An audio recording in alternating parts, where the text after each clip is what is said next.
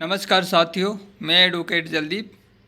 दोस्तों, बहुत interesting topic है कि शिकायतकर्ता की मृत्यु हो जाए तो क्या कोर्ट आरोपी को मुक्त कर देगा।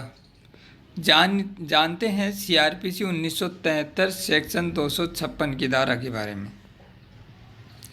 ठीक है दोस्तों, हम इसे थोड़ा विस्तार से समझने के लिए टॉपिक बाय टॉपिक पे चलते हैं।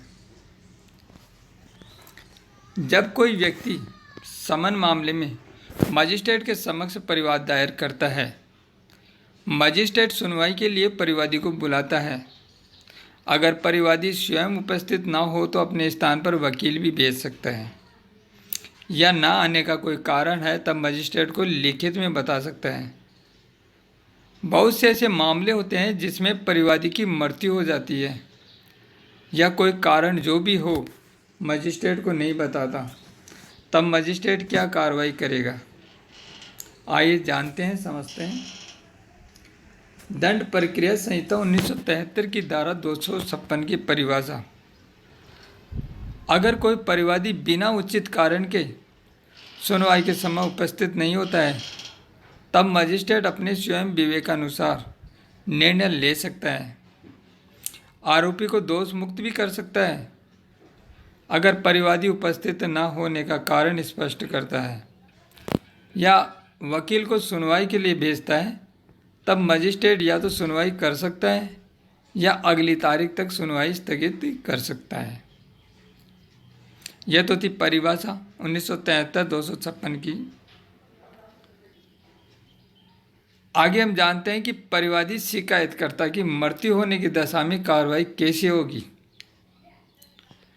इसके अंदर कुछ ऐसे केसेज हैं जिनमें हमें समझना पड़ेगा टॉपिक बाय टॉपिक कि मुनीरुद्दीन अकड़ बनाम कासमुद्दीन मुंशी। उक्त वाद में यह अभी निर्धारित हुआ कि यदि परिवादी का भाई, जिसका हित मामले में उतना ही है जितना कि परिवादी का था, चाहे वह परिवादी की मृत्यु के मामले में सुनवाई अवस्था चालू रख सकता है, पहली बात। दूसरे केस में बता रखा है चांद देवी डागा बनाम मंजू के होमतानी।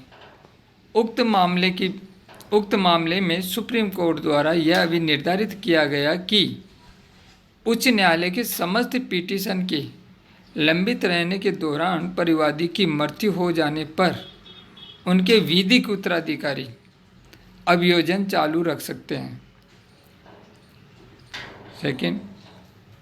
थर्ड केस में बताया गया है कि रशीदा कलमादून सैयद बनाम शेख साहब लाल मर्दान। उक्त मामले में प्रत्यर्थी ने भारतीय दंड संहिता की धारा 406 एवं 420 के अंतर्गत एफआईआर की थी। अपराध विचारण के दौरान प्रत्यर्थी की मृत्यु हो गई थी।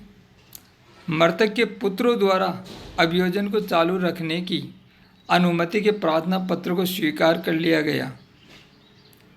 आरोपी पक्ष द्वारा उसे चुनौती दी कि इस पर सुप्रीम कोर्ट ने यह भी निर्धारित किया कि मृतक के पुत्रों को अभियोजन चालू रखने की अनुमति वैध एवं न्याय संगत है एवं भारतीय संविधान के अनुच्छेद 136 के अधीन अनुमति प्रदान करने के आदेश में हस्तक्षेप करने की आवश्यकता नहीं है। अर्थात उपयुक्त निर्णय से स्पष्ट होता है कि किसी भी मामले में परिवादी की मृत्यु हो जाने पर उसका कोई भी उत्तराधिकारी सुनवाई को आगे बढ़ा सकता है। Notice this is